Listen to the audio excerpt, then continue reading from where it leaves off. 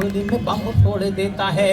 उनको आतंकी हम कहकर ना उनका अपमान करें, उनके पावन चरणों की रज मस्तक की पहचान करें। ये है अपना देश महान, हम सब भारत की संतान। ये है अपना देश महान, हम सब भारत की संतान। और देखिए आज़ादी के अगर पृष्ठ 50% पुरुषों ने रंगे तो महिलाओं का योगदान भी कम नहीं रहा। एक छोटे से आख्यान से जोड़ता हूँ, सब लोग कुछ लोग नाम सुना होगा दुर्गा भाभी का। दुर्गा भाभी एक ऐसी वीरांगना जिनके पति भगवती चरण बोहरा हुआ करते थे। जब वहाँ से जोड़ता हूँ, ये आख्यान से आपका अगला निवेदित करता हूँ कि भगवती चरण बोहरा और दुर्गा भाभी दोनों लाहौर में रहते थे। और लाहौर में जब भगत सिंह और बटुकेश्वर नाथ दत्त के लिए बंधन बना लिया गया लाहौर असेंबली बम कांड के बाद, तो भगवती चरण बोहरा से कहा गया तुम बम का निर्माण करो, और बम जब हम पेशी का समय आएगा आपस में मिलने जाएंगे भगत सिंह से, तो वहाँ पर बम छोड़ेंगे और धुआं उठेगा तो हम भगत सिंह को छुड़ा करेंगे। ये सपना पालकर भगवती चरण बोहरा रावी के तट पर पहुँचते हैं, जंगलों में बम का निर्माण करते हैं, बम हाथ में फट जाता है भगवती चरण बोहरा की तरफ। हेलो, ये समाचार घर तक पहुंचता है। इस देश ने कैसी कैसी वीरांगना दी, वो जोड़ना चाहता हूँ, कहना चाहता हूँ कि जब घर तक समाचार पहुंचा तो दुर्गा भाभी को जब पता लगा भगवती चरण बोहरा नहीं रहे, तो साथ वालों ने कहा कि भाभी रोना मत, पड़ोस के बंगले में लाहौर का एसपी रहता है, उसको अगर पता लग गया तो भगवत सिंह को और बटुकेश्वर नाथ दत्त को छुड़ाने का सपना सार्थक है। यहाँ बात निवेदित करना चाहता हूँ कि दुर्गा भाभी ऐसी वीरांगना जिन्होंने अपने पति के अंतिम दर्शन भी नहीं किए और उनको रावी के तट पर जाकर, जबकि वो हिंदू थे लेकिन मुस्लिम तरीके से दफना दिया गया, क्योंकि अगर अग्नि की चिता की अग्नि अगर कहीं पर उठती तो पूरे लाहौर को पता लग जाता कुछ ना कुछ हुआ। तब उन अनवहे आंसुओं के नाम 4 पंक्तियां निवेदित करता हूँ, अगला बंद कर कहना चाहता हूँ कि भगले भले भले भगत निकल ना पाया जेल की घनी सलाखों से, भले भगत निकल ना पाया जेल की घनी सलाखों से, दहल गया दुश्मन का सीना बम के चंद धमाकों से, और बलिदान व्यर्थ ना जाने पाए। एक निवेदन करती हूँ, आंसू कहीं निकल ना जाना दुर्गा की आंखों से, आंसू कहीं निकल ना जाना। तब कहता हूँ ये है अपना देश महान, हम सब भारत की संतान। ये है अपना देश महान, हम सब भारत की संतान। कटता था निज पुत्र उफ भी नाई, एक राष्ट्र प्रणम वह पन्ना सी नारियां। कल उनका जन्मतिथि थी, पन्ना धाय की। कि कटता था निज पुत्र उफ भी नाई, एक राष्ट्र प्रणम वह पन्ना सी नारियां। और यमराज खड़ा द्वार किंतु नहीं मानी हार, प्राणों का उपहार सावित्री सी नारियां, प्राणों का उपहार सावित्री सी नारियां। अंतिम समय पति मुख भी न देख सकी, क्रांति की ज्वाल वह दुर्गा सी नारियां, क्रांति की ज्वाल वह दुर्गा सी नारियां। और 90,000 स्यार गीदड़ सा जुल्फिकार, हाथ जोड़ खड़ा द्वार इंदिरा सी नारियां, हाथ जोड़ खड़ा द्वार इंदिरा सी नारियां, हाथ जोड़ खड़ा द्वार इंदिरा सी नारियां। गार्गी घोषा और अपाला का भी हम संज्ञान करें, उनके पावन चरणों की रज मस्तक की पहचान करें। ये है अपना देश महान, हम सब भारत की संतान, हम सब भारत की संतान। ये है अपना देश महान। और अंतिम बंद निवेदित करता हूँ गीत का, कि झुकने दिया ही नहीं भारती का भाल कभी, राष्ट्रद्रोहियों को तलवार बनी चूड़ियां। झुकने दिया ही नहीं भारती का भाल कभी, राष्ट्रद्रोहियों को तलवार बनी चूड़ियां।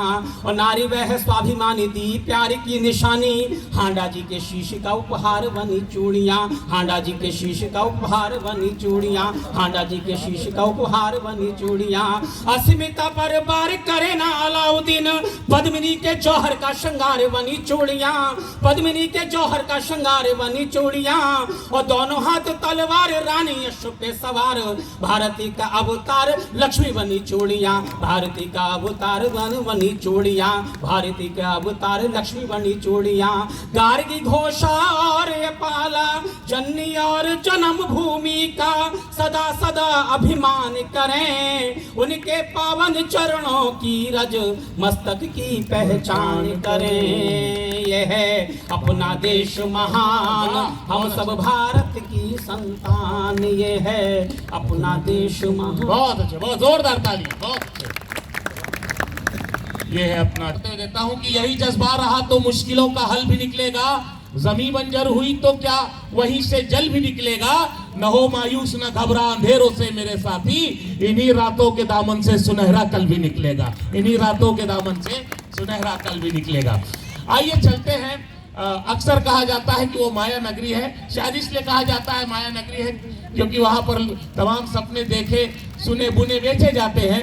लेकिन उसी माया नगरी से जब एक शब्द शिल्पी निकलता है तो उस माया नगरी से निकल करके न सिर्फ भारत बल्कि पूरी दुनिया में जाता है, और जहां जहां जाता है अपने शब्द सौष्ठव की वजह से, अपने शब्द सौंदर्य की वजह से, अपनी शब्द क्रांति की वजह से जाना जाता है। टीवी दुनिया का भी और श्रेष्ठ कवि मंचों का भी एक बहुत बड़ा कवि, एक बहुत श्रेष्ठ और लोकप्रिय कवि, हम सबके बड़े प्रिय भाई मुकेश गौतम हम सबके बीच मुंबई से हैं। मैं चाहता हूं जोरदार तालियों से उनका स्वागत करें भाई मुकेश गौतम।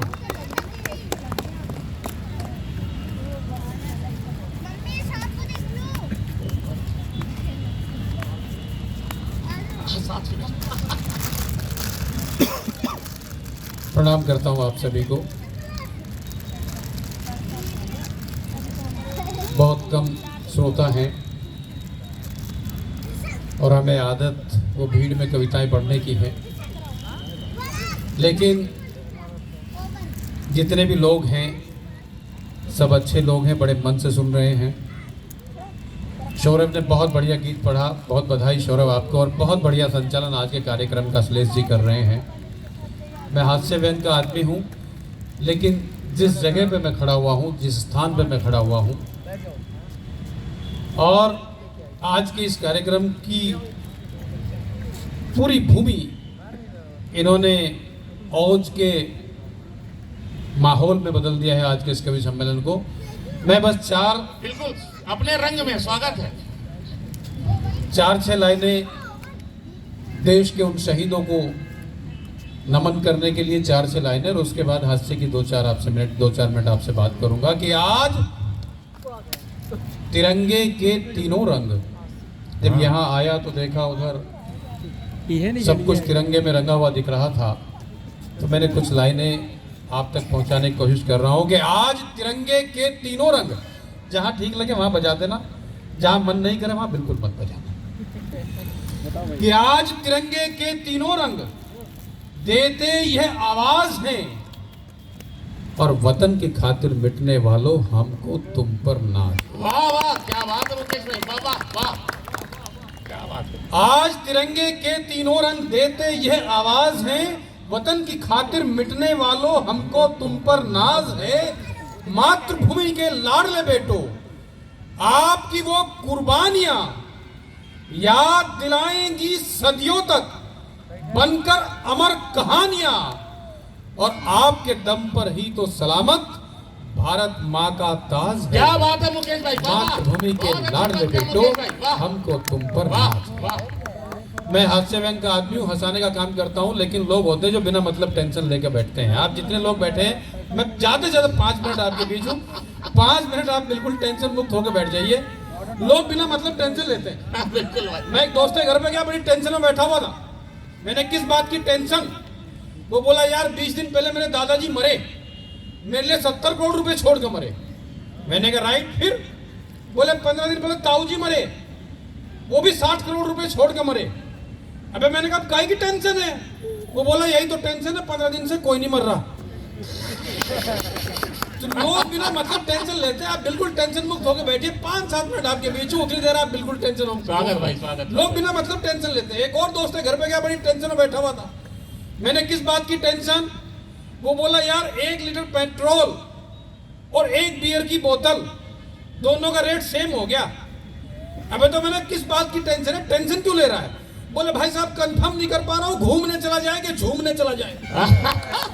लोग कहाँ से टेंशन लेते हैं। अच्छा कुछ लोग बिल्कुल नहीं लेते।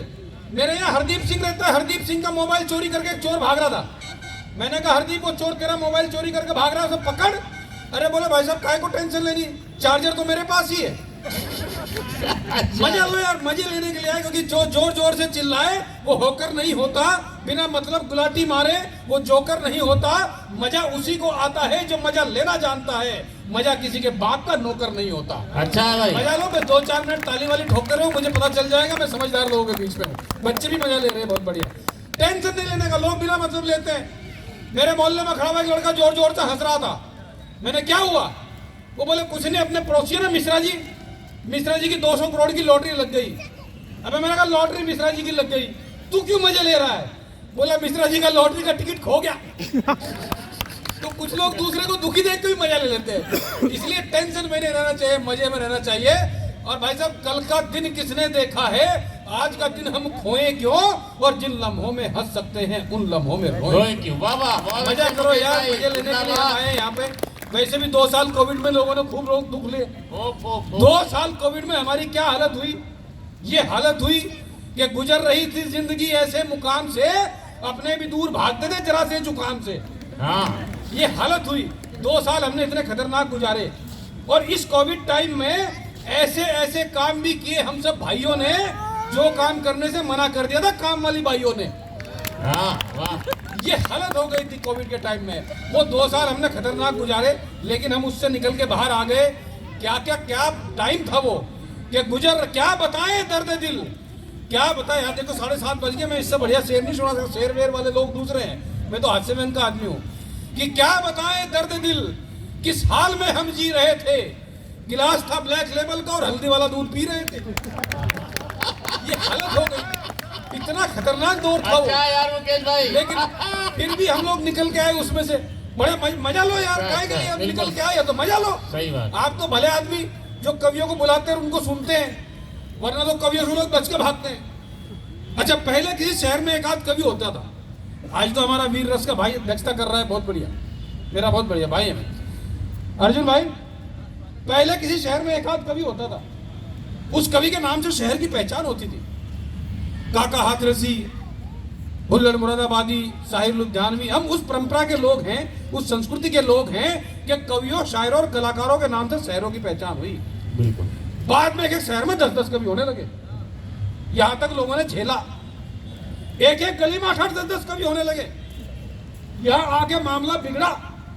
लेकिन अगर एक घर में 1 से ज्यादा कवि हो तो उस घर का भगवान ही मालिक। और आप तक बात पहुंचेगी, मुझे बताना आप तक बात पहुंच रही है। जितने लोगों तक समझे, सभी की समझ में आ रही है, सब ताली वाली ठोक के बताना कि आप तक मेरी बात पहुंची है।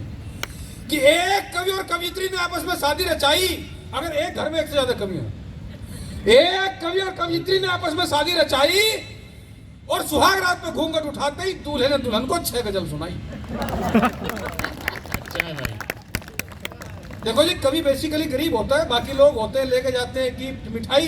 कवि था बेचारा, अपनी गजलों का दीवान लेके चला गया पूरा पूरा। कि एक कवि और कवित्री ने आपस में शादी रचाई, सुहाग रात में घूंघट उठाते ही दूल्हे ने दुल्हन को 6 गजल सुनाई। फिर दुल्हन ने 5 गीत, 4 रुबाई, फिर दूल्हे ने 6 गीत सुनाए। फिर दुल्हन ने अपने पुराने गीत गुनगुनाए। दोनों का कवि सम्मेलन रात भर चला। दोनों ने एक दूसरे को खूब दाद दी, और दोनों को सुबह याद आया कि आज तो सुहाग रात थी। भला कवियों को कोई सुनने वाला मिल जाए, समझो भगवान मिल गए। जैसे कि मुझे आज आप मिल गए, और मैं वैसे भी बड़े कॉन्फिडेंस वाला हूँ। इतने से भी बैठे हैं, वो 10-10 हजार के बीच तो इतने भी बैठे हैं तो भी अच्छे बैठे हैं। वरना मैं इतने कॉन्फिडेंस वाला हूँ कि एक कवि सम्मेलन में मेरे सामने एक ही श्रोता बैठा हुआ था, सिंगल। फिर भी मैंने 2.5 घंटे सुनाई। 2.5 घंटे लगातार सुनाने के बाद उसके पास गया। मैंने उससे कहा, सर मुझे लगता है मेरी कविताओं के बहुत बड़े फैन हैं। वो बोले, मैं फैन मैन कुछ नहीं हूं, मैं तो माइक वाला हूं। तू बंद करे तो मैं चलूं। तो मैं इतने कॉन्फिडेंस वाला भी हूं, शुरू हो जाता हूं तो रुकता नहीं हूं। बड़े अच्छे लोग हैं आप। आइए, महिलाएं बैठी हुई, महिलाओं की कतई आलोचना नहीं करता, क्योंकि ये महिलाएं हैं जो शक्ति है। हाँ, पुरुष तो सिर्फ सहन शक्ति है। शादी के समय हर व्यक्ति को उसकी पत्नी बड़ी रोमांटिक नजर आती है। शादी के 2 साल बाद पत्नी का रोम रोम एंटिक नजर आता है। शादी के समय हर महिला कहती है तेरी जिंदगी को जन्नत बना दूंगी। वो तो बाद में समझ में आता है कि उसे मैगी बनानी भी नहीं आती। ताली वाली ठोक सकते हैं आप, अच्छा लगा, मजा आ रहा है। शादी के समय हर पुरुष भी सोचता है कि दुनिया बदल देगा, शादी के बाद समझ में आता है कि अपनी मर्जी से टीवी का चैनल भी नहीं बदल सकता। अच्छा, महिलाएं बेसिकली बड़ी भोली होती हैं। एक महिला पिछले दिनों फ्रूट्स मार्केट में गई एप्पल लेने के लिए। उसने 1 किलो एप्पल लिए, एप्पल लेके वापस आई। पहला एप्पल काटा, घर में आके तो उसमें कीड़ा निकला। वापस गई फ्रूट्स मार्केट में एप्पल वापस करने के लिए। कैसे एप्पल दिए? पहला एप्पल काटा, उसमें से कीड़ा निकला। अब फ्रूट्स मार्केट वाले का कॉन्फिडेंस देखिए। बोले बहन जी, अपनी अपनी किस्मत की बात होती है। एक और बहन जी एप्पल लेके गई थी, उसके पहले एप्पल में से ही डायमंड रिंग निकली। हो सकता है अगले एप्पल में से नेकलेस निकल जाए। ये 1 किलो वापस करने गई थी, 5 किलो और लेके आ गई। इतनी भोली होती है। वाह वाह। लेकिन फिर भी मैं कहना चाहता हूं, महिलाओं की मैं कतई आलोचना नहीं करता। महिलाओं की यहाँ बैठी है, बहुत ही मेरी बहनें बैठी हुई, महिलाओं की इसलिए आलोचना नहीं करता क्योंकि ये महिलाएं ही हैं जो हम बच्चों के बापू को बच्चों का बापू बना के रखती हैं। वरना इन बच्चों के बापू को आसाराम बापू बनने में टाइम नहीं लगता। आप बड़े आदमी हैं, फिर भी मैं महिलाओं के सम्मान में 4 लाइनें कहता हूं कि धन्य है वो पिता जो बेटी वाला है, धन्य है वो पिता जो बेटी वाला है, धन्य हुई माँ जिसने जन्मी बाला है, और बेटा तो होता है दीपक एक कुल का, बेटी 2-2 कुल में करे उजाला। बहुत अच्छा, बेटी 2-2 कुल में करे उजाला। इस उजाले को प्रणाम करते हैं। एक छोटी सी कविता आपके बीच और पढ़ देता हूं। आजकल तो सोशल मीडिया का दौर है। आदमी कहीं भी बैठा है, वो मैयत में हो, श्रद्धांजलि सभा में हो, लगा हुआ है। सोशल मीडिया का दौर है। आप इसे कहते हैं फेसबुक, मैं इसे कहता हूं फेसबुक। 95% बातें झूठी। जो आदमी सरकारी सब्सिडी के बिना घर में टॉयलेट तक नहीं बनवा सकता, वो भी फेसबुक पे गर्लफ्रेंड के लिए ताजमहल बनवाने का प्रॉमिस कर रहा है। अच्छा है भाई। जिस आदमी के घर में उसके बच्चे उसकी बात नहीं सुनते, वो भी फेसबुक पर प्रधानमंत्री को सलाह दे रहा है कि जो बाइडेन के साथ अगली मुलाकात में उन्हें किन किन मुद्दों पर चर्चा करनी है। जिस आदमी की जेब में अपनी साइकिल में पंचर लगवाने के पैसे नहीं है, वो फेसबुक पे पूरे देश को सलाह दे रहा है कि चाइना जैसे देश की हवा कैसे निकाली जा सकती है। ये फेसबुक तो मेरे जैसा आदमी कहता है कि ये फेसबुक भी बड़े कमाल की चीज है। जिसने कभी कॉलेज की बुक का फेस नहीं देखा, उसके फेसबुक पर अकाउंट 130 है। यहाँ ताली बजानी चाहिए, अच्छी बात है। ये फेसबुक भी बड़े कमाल की चीज है। जिसने कभी कॉलेज की बुक का फेस नहीं देखा, उसके फेसबुक पर अकाउंट 130 है। फेसबुक अकाउंट रखना आजकल फैशन है, ट्रेंड है। पासबुक में भले ही 500 रुपए ना हो, फेसबुक पर पूरे 5000 फ्रेंड हैं। अच्छी बात है, बहुत सही बात। पासबुक में भले ही 500 रुपए ना हो, फेसबुक पर पूरे 5000 फ्रेंड हैं। फेसबुक अकाउंट होल्डर गजब के चालू हैं। प्रोफाइल फोटो सलमान खान जैसा लगाते हैं, शक्ल से भले ही लालू है। प्रोफाइल फोटो सलमान खान जैसा लगाते हैं, शक्ल से भले ही लालू हैं।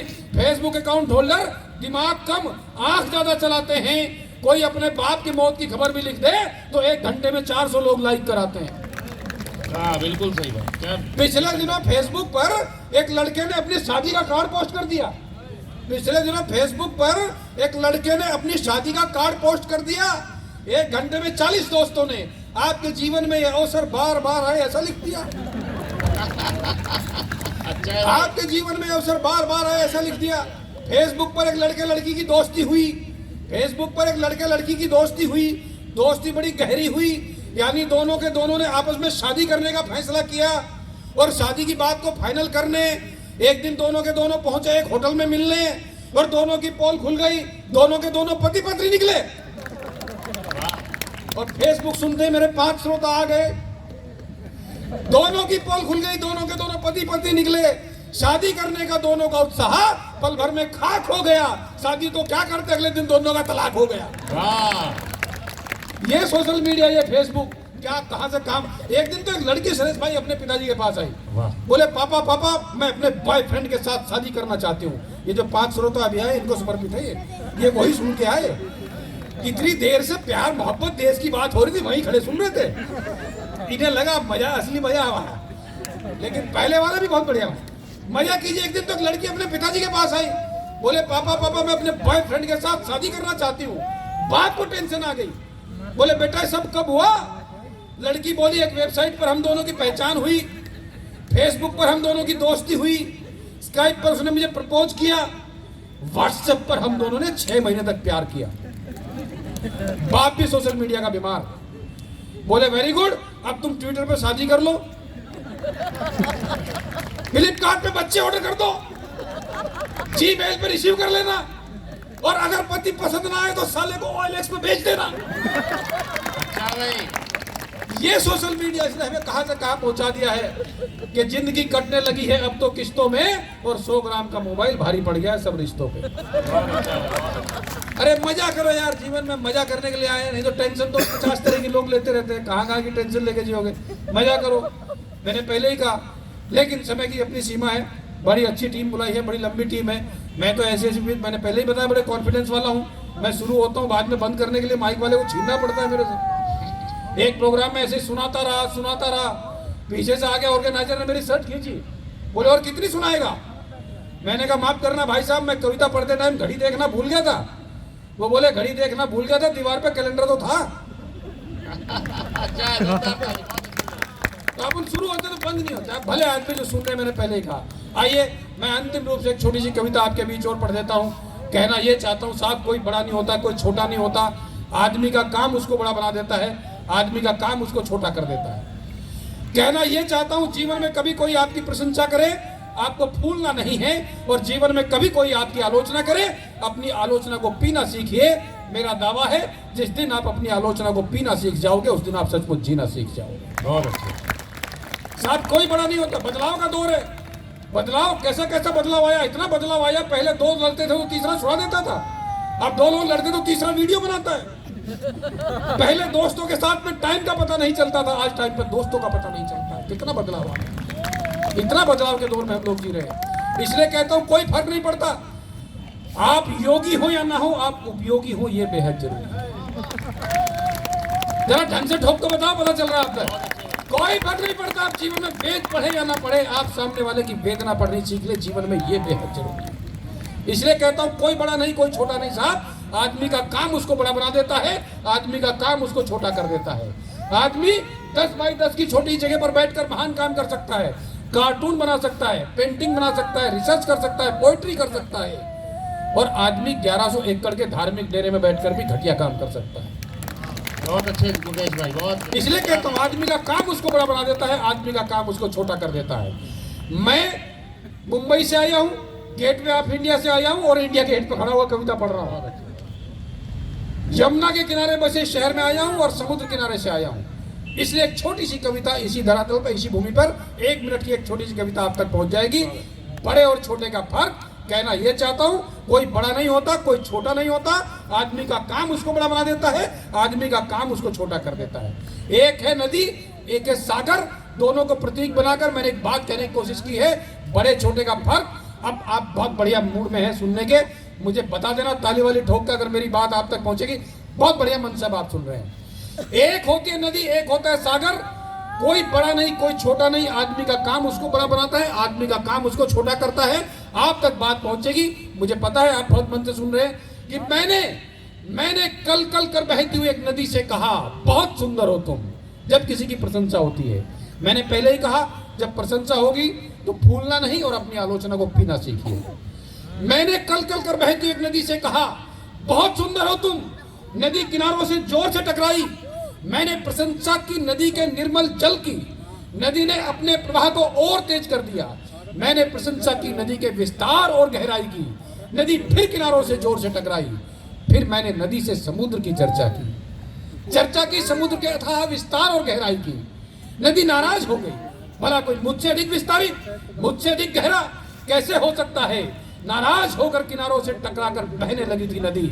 मैं सागर के पास गया, मैंने सागर से उस नदी की चर्चा की। सागर खुश हुए, बोले जब वापस जाओ तो उस नदी को मेरा प्रणाम कहना, क्योंकि वो नदियां हैं इसलिए मैं। बहुत अच्छा। यकीन मानिए, आप जैसे सुनने वाले सुधी लोग हैं, इसलिए हम हैं। शहर दर शहर, देश विदेश घूमते रहते हैं ये सब लोग। आप जैसे सुनने वाले सुधी लोग नहीं होंगे तो हम भी कहीं घर में बैठकर कविताएं लिखते रहेंगे। सागर खुश हुए, बोले जब वापस जाओ तो उस नदी को मेरा प्रणाम कहना। वो नदियां हैं इसलिए मैं हूं। वो छोटी है पर मीठी है। मैं विशाल गहरा हूं, खारा हूं, ठहरा हूं। कहने को ये एक कविता है, एक लघु कथा है, लेकिन मुझे लगता है ये जीवन का सच्चा पता है। बड़ा वो नहीं जो बड़ा होने का अभिमान करे, बल्कि बड़ा वो है जो सबको साथ लेकर चले और सबका सम्मान करे, जो सबको साथ लेकर चले और सबका सम्मान। जोरदार तालियां। आपकी इस कविता पे एक अपना मुक्तक याद आया मुकेश भाई, बहुत अच्छी बात नदी को लेके कि सफर के वास्ते जब भी नदी घर से निकलती है, सफर के वास्ते जब भी नदी घर से निकलती है, कहीं पर दिन गुजरता है कहीं पर रात होती है, समंदर तक पहुंचना चाहती है हर नदी, लेकिन सफर की मुश्किलें अक्सर नदी। सबसे पहले तो मैं धन्यवाद शुक्रिया अदा करता हूँ सांस्कृतिक केंद्र प्रयागराज का, उनके तमाम अराकीन का, और जो मुझे इस उर्दू के तालिब इल्म को यहाँ पर जिन्होंने दावत दी, मैं उर्दू वालों की जानिब से शुक्रिया अदा करता हूँ। बहुत बहुत शुक्रिया। बहुत खूबसूरत महफिल है। एक मतला एक शेर यहाँ से पढ़ना चाहता हूँ अपने देश के लिए, अपने देश के जवानों के लिए। आप थोड़ा शरीक हों, उसके बाद मैं गज़ल जो पढ़ता हूँ वो पढ़ूँगा। स्वागत भाई, स्वागत स्वागत।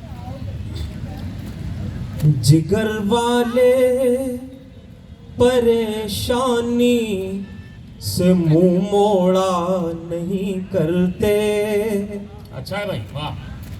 जहां पर जंग लाजिम हो वहां सोचा नहीं करते।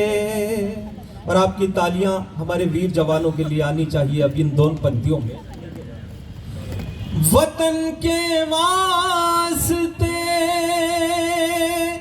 हम जान की बाजी लगाते हैं, वतन की आबरू का हम कभी सौदा नहीं करते। अच्छा है भाई, बाबा बहुत अच्छे। वतन की आबरू का हम कभी सौदा नहीं करते। मतलब एक शेर कहा है, देखिएगा सर। स्वागत भाई। कि कलंदर है किसी भी शय की हम ख्वाहिश नहीं करते। कलंदर है किसी भी शय की हम, कलंदर है किसी भी शय की हम ख्वाहिश नहीं करते। फटे कपड़ों में खुश रहते हैं ज़ेबाइश नहीं करते।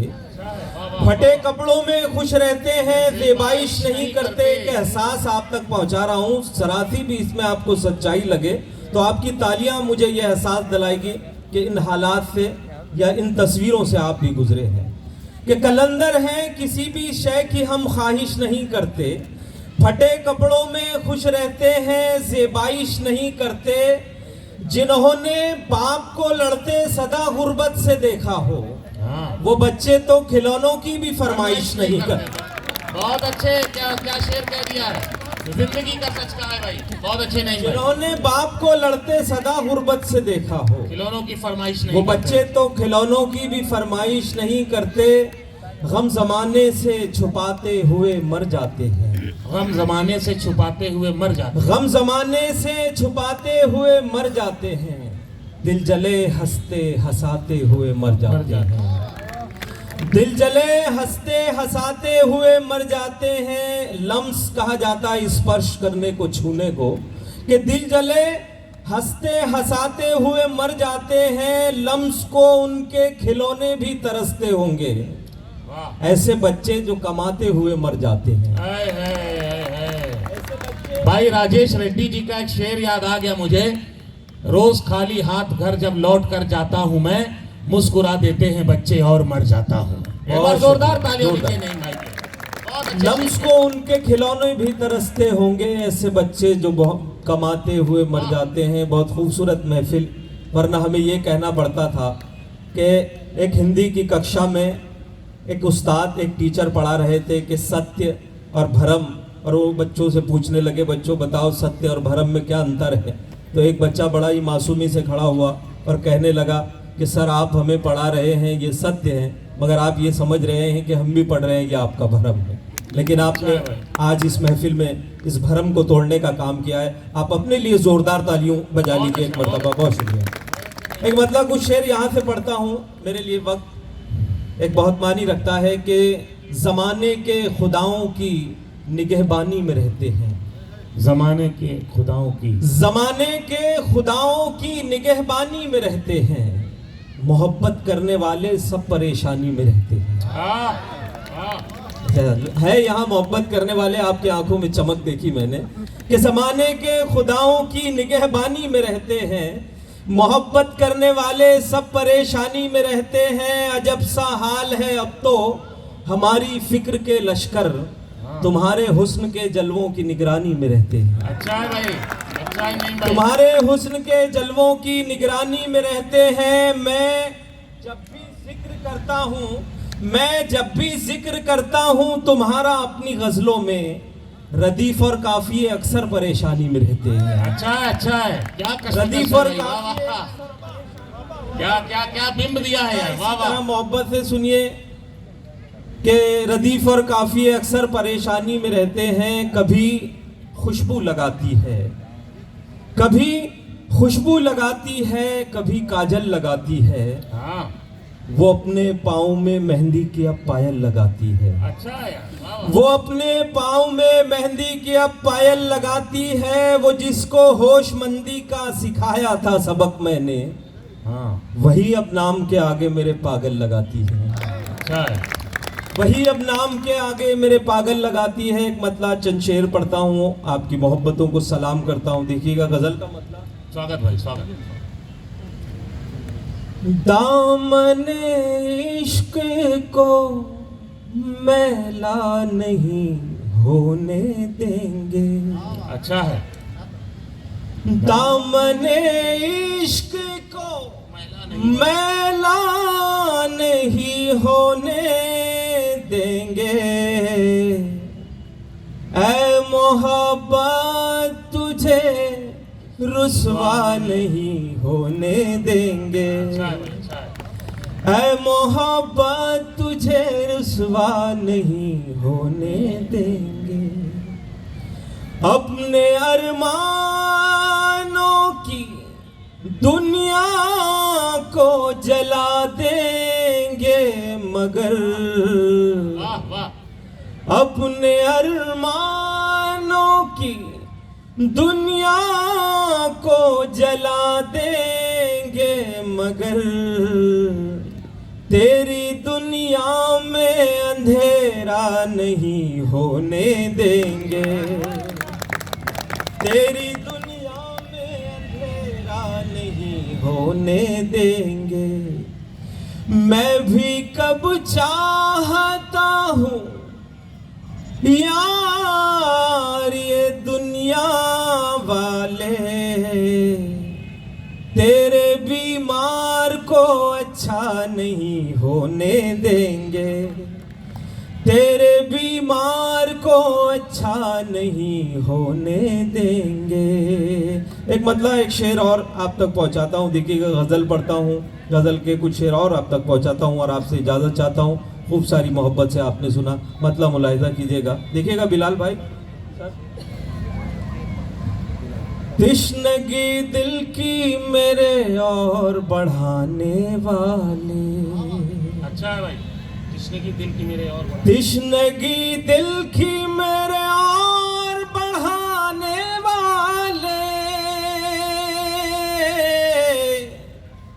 क्या मिला तुझको मेरी नींद उड़ाने वाले। क्या मिला तुझको मेरी नींद उड़ाने वाले। और ये शेर मैं स्कूल में एक टीचर हूँ, जो लोग अध्यापक हैं, जो साहित्य से जुड़े हुए हैं, उन तक ये शेर पहुँचाता हूँ। ताज रखा है ज़माने ने सरों पर उनके,